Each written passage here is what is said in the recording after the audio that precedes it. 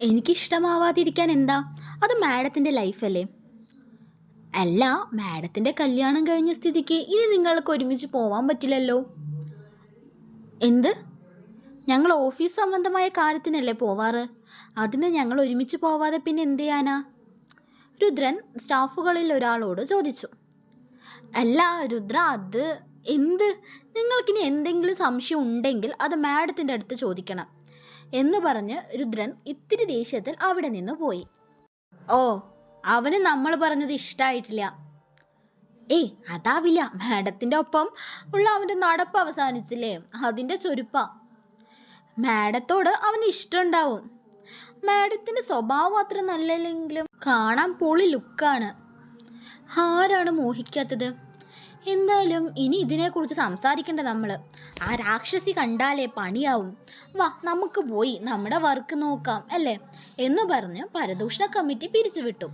അവർ അവരുടെ വർക്ക് ചെയ്യാനായി പോയി. ഗായത്രിക്ക് ഇന്ന് 2-3 ഫയൽസ് എന്നത്തേക്കാൾ കൂടുതൽ നോക്കാനുണ്ടായിരുന്നു. അതെല്ലാം ശരിയാണോ, എന്തെങ്കിലും ക്രമക്കേടുണ്ടോ എന്ന് നോക്കുന്ന തിരക്കിലായിരുന്നു ഗായത്രി. അതെല്ലാം കഴിഞ്ഞ് സമയം നോക്കിയപ്പോഴാണ് ഫുഡ് കഴിക്കാനുള്ള സമയമായി എന്നവൾക്ക് മനസ്സിലായത്. എല്ലാവരും ഫുഡ് കഴിക്കാൻ പോയിരുന്നു. അവളും ഫുഡ് എടുത്ത് വെച്ച് കഴിക്കാൻ പോയതും എന്തോ രുദ്രനെ ഒന്ന് നോക്കണമെന്ന് അവൾക്ക് തോന്നി. അവൾ ക്യാബിൻ്റെ വെളിയിലൂടെ അവനെ നോക്കി. അവൻ ഫുഡ് കഴിക്കുകയായിരുന്നു. പക്ഷേ തല ഒരു സൈഡ് ചരിച്ച് വെച്ചിട്ടാണ് അവൻ കഴിക്കുന്നത്.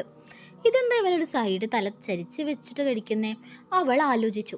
അപ്പോഴാണ് ഒരാൾ വന്ന് അവനോട് ഇതേ ചോദ്യം ചോദിച്ചത്. എന്താ രുദ്ര, താനിങ്ങനെ തല ചരിച്ച് വെച്ചിട്ട് കഴിക്കുന്നത്?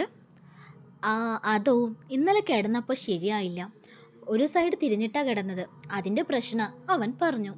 ഗായത്രി അപ്പോൾ ഓർത്തു, അവൻ എന്തുമാത്രം ബുദ്ധിമുട്ടായിട്ടാവും ഇന്നലെ കിടന്നിട്ടുണ്ടാവുക. ഇത് തനിക്ക് വേണ്ടിയാണല്ലോ എന്ന്. അത് ആലോചിച്ചപ്പോൾ അവൾക്ക് നല്ല വിഷമായി. ഇക്കാര്യം അവളുടെ മനസ്സിൽ തങ്ങി നിന്നിരുന്നു. അവിടെ നിന്ന് ഇറങ്ങുന്നവരെ തിരിച്ച് വീട്ടിലേക്കുള്ള യാത്രയിലുടനീളം ഗായത്രി അവനെ തന്നെ നോക്കുന്നുണ്ടായിരുന്നു.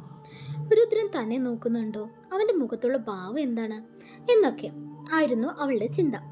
തൻ്റെ ഭർത്താവാണ് രുദ്രൻ എന്ന് അവൾ ഉൾക്കൊള്ളാൻ തുടങ്ങിയിരിക്കുന്നു. അവൾ നോക്കുന്നത് ഫ്രണ്ടിലെ ഗ്ലാസ് വഴി രുദ്രനും കണ്ടിരുന്നു. ഗായത്രിക്ക് എന്താ പറ്റിയത്? എന്നെ നോക്കുന്നുണ്ടല്ലോ, ശരിക്കും എന്നെ തന്നെയാണോ നോക്കുന്നേ? അവൻ ഓർത്തു. എന്നിട്ട് മനസ്സിൽ വിചാരിച്ചു, എന്തായാലും ശരി, ഈ നോട്ടം കാണാൻ നല്ല രസമുണ്ട്. ആ കണ്ണേ എന്തൊരു ഭംഗിയാ, എന്തു വലിയ കണ്ണുകളാ എന്ന്. ആ കണ്ണുകളുടെ ഭംഗി അറിഞ്ഞപ്പോൾ അവനും ഇടയ്ക്കിടയ്ക്ക് അവളെ നോക്കാൻ തുടങ്ങി. അത് ഗായത്രിയും കണ്ടു. പക്ഷെ എന്തിനാ എന്നെ നോക്കുന്നേ എന്ന് ചോദിക്കാൻ പറ്റില്ലല്ലോ. അവൾ നോക്കുന്നത് കൊണ്ടല്ലേ അവൻ നോക്കുന്നത് കണ്ടത്. അതുകൊണ്ട് തന്നെ രണ്ടാളും ഒന്നും മിണ്ടിയില്ല. അവരുടെ ആ നോട്ടം വീടെത്തുന്നവരെ തുടർന്നു. അങ്ങനെ വീടെത്തിയപ്പോൾ എന്നത്തെയും പോലെ കല്യാണിയമ്മ കുഞ്ഞുമായി വന്നു. ഗായത്രി കുഞ്ഞിനെ കല്യാണിയമ്മയുടെ കയ്യിൽ നിന്ന് എടുത്തു. അമ്മ, കുഞ്ഞിന് ഭക്ഷണം കൊടുത്തോ? കല്യാണിയമ്മയോട് ചോദിച്ചു. ആ മോളെ കൂള് കുറുക്കി കൊടുത്തു. ആണോ, എന്നാൽ ശരി, ഞാൻ മോളെയും കൊണ്ട് റൂമിലേക്ക് പോവാം, എനിക്ക് ഫുഡ് വേണ്ട എന്ന് പറഞ്ഞ് ഗായത്രി മുകളിലേക്ക് പോയി. കല്യാണി അമ്മയോട് രുദ്രൻ ചോദിച്ചു, എന്താ അമ്മ, ഗായത്രി വേണ്ടെന്ന് പറഞ്ഞപ്പോൾ അമ്മ ഒന്നും പറയാതിരുന്നേ എന്ന്. അപ്പോൾ കല്യാണിയമ്മ പറഞ്ഞു, ഇടയ്ക്ക് മാത്രമേ മോള് രാത്രി ഭക്ഷണം കഴിക്കുള്ളൂ, പിന്നെ എത്ര നിർബന്ധിച്ചാലും കഴിക്കില്ല എന്ന്. മോൻ വന്ന് കഴിക്കാൻ നോക്ക്. കല്യാണിയമ്മ അത് പറഞ്ഞിട്ട് ഉള്ളിലേക്ക് കടന്നുപോയി. രുദ്രൻ ഭക്ഷണം കഴിച്ച ശേഷം അവനും റൂമിലേക്ക് എത്തി. റൂമിലേക്ക് കടന്നപ്പോൾ കണ്ടത് ഗായത്രി കുഞ്ഞിൻ്റെ കൂടെ കളിക്കുകയായിരുന്നു. രുദ്രനെ കണ്ടപ്പോൾ ശിവമോള അവനെ നോക്കി കൈകാലുകളിട്ട് അടിച്ച് ചിരിക്കാൻ തുടങ്ങി. രുദ്രൻ ചെന്ന് മോളെ വാരിയെടുത്തു. അച്ഛൻ്റെ മോൾ എന്തിയാ, അമ്മയുടെ കൂടെ കളിക്കുമായിരുന്നോ? രുദ്രൻ മോളെ എടുത്ത് കൊഞ്ചിക്കാൻ തുടങ്ങി.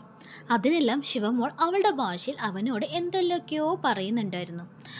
എന്നാൽ ഈ സമയം ഗായത്രി അവരെ തന്നെ നോക്കിയിരുന്നു. ആ കാഴ്ച കാണാൻ നല്ല ഭംഗിയുണ്ടായിരുന്നു.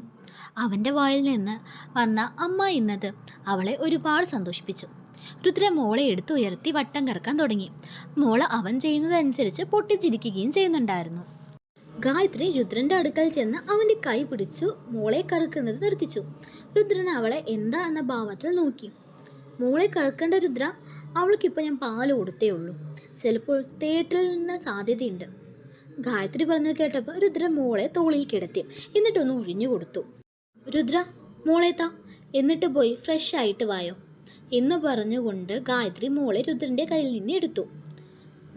അച്ഛ പോയിട്ട് കുളിച്ചിട്ട് വരാട്ടട ചക്കരെ എന്ന് മോളോട് പറഞ്ഞതിന് ശേഷം ഗായത്രി ഒന്ന് നോക്കിയിട്ട് രുദ്രൻ ഫ്രഷ് ആവാനായി പോയി. രുദ്രൻ കുളിച്ചു വരുമ്പോൾ അമ്മയും മോളും ഭയങ്കര കളിച്ചിരികളിലായിരുന്നു. രുദ്രൻ അവരെ നോക്കി തോളിലുണ്ടായിരുന്ന ടവൽ ഉപയോഗിച്ച് തല തുവർത്താൻ തുടങ്ങി.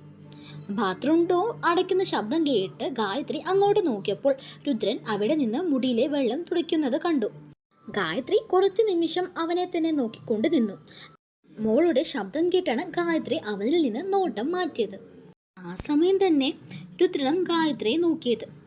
അപ്പോഴാണ് ഗായത്രി റൂമിലുണ്ടെന്ന കാര്യം അവൻ ഓർത്തത്. അവൻ വേഗം പോയി ടീഷർട്ട് എടുത്തിട്ടു. എന്നിട്ട് കുഞ്ഞിൻ്റെയും ഗായത്രിയുടെ അടുത്തേക്ക് എത്തി. ഗായത്രി കളിക്കുന്നതിൻ്റെ ഇടയിൽ രുദ്രനെ നോക്കി. അവൻ്റെ കോളർ മുടിയിലെ വെള്ളത്താൽ നനയുന്നുണ്ടായിരുന്നു. മോളുടെ കാര്യക്ക് എന്ത് ശ്രദ്ധയാണ്, എന്നാൽ സ്വന്തമായിട്ടൊന്നും മുടി തോർത്താൻ പോലും അറിയില്ല. രുദ്രനെ നോക്കി ഗായത്രി മനസ്സിൽ ഓർത്തു. ഇരുവരും ഇടയ്ക്കിടയ്ക്ക് പരസ്പരം നോക്കിയും മോളെ കുളിപ്പിച്ചുമൊക്കെ സമയം ചെലവഴിച്ചു. ശിവമോളും അവളുടെ അച്ഛൻ്റെയും അമ്മയുടെയും ഒപ്പം കളിച്ചു ചിരിച്ചിരുന്നു. ഉറക്കം വന്നപ്പോൾ പതിവ് പോലെ ശിവക്കുട്ടി രുദ്രൻ്റെ അടുത്തേക്ക് ചെന്നു. ഗായത്രി മോളെ ഉറക്കാൻ തുടങ്ങിയിട്ട് 2 ദിവസമല്ലായുള്ളൂ. അവളുടെ ശീലം അതല്ലേ, അതുകൊണ്ടാ. രുദ്രൻ്റെ അടുത്തേക്ക് മോള് പോയതും ഗായത്രി കുഞ്ഞിനെ ഇങ്ങോട്ട് തന്നേക്ക്, ഞാൻ ഉറക്കാം എന്ന് പറഞ്ഞു. അത് കേട്ടപ്പോൾ രുദ്രൻ പറഞ്ഞു, അത് വേണ്ട, ചിലപ്പോൾ അവൾ കരയുമെന്ന്. അത് കേട്ടപ്പോൾ സത്യം പറഞ്ഞാൽ ഗായത്രിക്ക് വിഷമമായി. അവളുടെ മുഖം വാടി. ഗായത്രിയും ശിവമോളും തമ്മിലുള്ള ബോണ്ട് എന്താന്ന് രുദ്രൻ അറിയില്ലല്ലോ. അവളുടെ മുഖം വാടി എന്ന് കണ്ടതും രുദ്രൻ കുഞ്ഞിനെ ഗായത്രിയുടെ കയ്യിലേക്ക് കൊടുത്തു. എന്നിട്ട് പറഞ്ഞു, മോള് ബഹളം വെക്കില്ല എന്ന് തോന്നുന്നു എന്ന്. പക്ഷേ അവൻ്റെ ധാരണ തെറ്റിച്ചുകൊണ്ട് ശിവമോള് തൻ്റെ അമ്മയെ തന്നെ എടുത്തേ എന്നറിഞ്ഞപ്പോൾ ഒന്നും മിണ്ടാതിരുന്നു, ഗായത്രിയുടെ നെഞ്ചിൽ പറ്റിച്ചേർന്നുകൊണ്ട്. എന്നിട്ട് മെല്ലെ അവളുടെ മേലെ ചാഞ്ഞ് കിടന്നുറങ്ങി. മോൾ ഉറങ്ങിയതും ഗായത്രി മോളെ കട്ടിലിൽ കിടത്തി. എന്നിട്ട് രുദ്രനെ നോക്കി. രുദ്രൻ സ്നേഹത്തോടെ കുഞ്ഞിൻ്റെ നെറ്റിയിൽ ഒരു ഉമ്മ വെച്ചിട്ട് കട്ടിലിൽ നിന്ന് എഴുന്നേക്കാൻ നിന്നു. അങ്ങനെ പോകാൻ നിന്നതും ഗായത്രി രുദ്രനെ വിളിച്ചു. രുദ്ര. ആ വിളി കേട്ടപ്പോൾ അവൻ തിരിഞ്ഞ് ഗായത്രിയോട് ചോദിച്ചു, എന്താ ഗായത്രി എന്ന്. അത് രുദ്രൻ സോഫയിൽ കിടക്കണ്ട, ബെഡിൽ കിടന്നോളൂ, അവൾ രുദ്രനോട് പറഞ്ഞു. അത് കേട്ടപ്പോൾ സത്യം പറഞ്ഞാൽ അവന് സന്തോഷമായി. പക്ഷെ അവൻ പുറത്ത് കാണിച്ചില്ല. വേണ്ട, ഞാൻ സോഫയിൽ തന്നെ കിടക്കാം, അവൻ മടിച്ചുകൊണ്ട് പറഞ്ഞു. അത് കേട്ടപ്പോൾ ഗായത്രിക്ക് ദേഷ്യം വന്നു കേട്ടോ. ദേഷ്യം വരില്ലേ പിന്നെ, ഇത്ര ജാട കാണിക്കേണ്ട ആവശ്യമുണ്ടോ?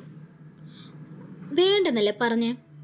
പിന്നെ ഞാൻ പറഞ്ഞത് കേൾക്കാണ്ട് ആ സോഫയിൽ പോയി കിടന്നാലേ നാളെ മുതൽ ആ സോഫ ഈ റൂമിൽ ഉണ്ടാവില്ല, അവൾ കനത്തിൽ പറഞ്ഞു. പിന്നെ താൻ താഴെ കിടക്കേണ്ടി വരും എന്ന്. അത് രുദ്രന് വേണമായിരുന്നു. അപ്പോൾ രുദ്രൻ ഒന്നും കൂടി മടിച്ചുകൊണ്ട് അവളോട് പറഞ്ഞു, അത് ഗായത്രി, ഞാൻ തന്നെ പിടിച്ചു തിന്നൊന്നുമില്ല, മോളുടെ കൂടെ കിടന്നോ.